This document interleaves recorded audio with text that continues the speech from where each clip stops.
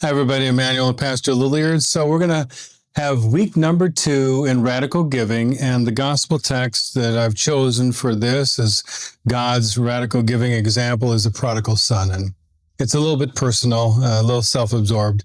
If I were to say my favorite Bible passage, probably would redact down to God so loved the world that he gave his only begotten son.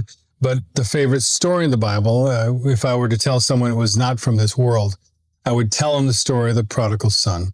And just to give you a thumbnail sketch, you might know what it is, but it's Jesus telling a story that there was a man with 2 sons, an older and a younger. And one day the younger went up to his dad and said, I know you're not dead, but can I have your inheritance? Which was rude. And also he was the youngest son. The oldest son was the, if you will, the executor of the will when his father died. The father gave him the inheritance, and then the younger son went, if you will, either to Nashville, I guess that's kind of the new Las Vegas, or Las Vegas. He gambled it, dissolute living. Of course, that's what the Bible says. In other words, he just didn't live a good, pure life.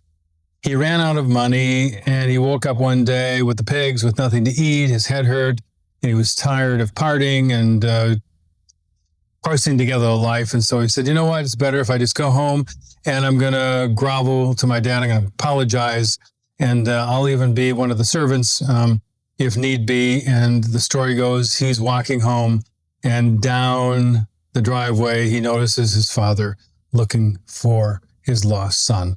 The father runs and hugs him and says, hey, let's have a party. Has the older son come and says, we're going to have a party and kill the fatted calf for your brother. And the older brother starts getting a little surly because the older brother was responsible. He did his homework. He had a library card. He did everything perfectly. And he stayed home while this other rascal brother went, and you're going to throw a party for him, and he gets upset. Well, that's part of the story. But part of the story also is the prodigal son. The word prodigal means extravagant. So the first lesson of this is the father was extravagant and gave the inheritance.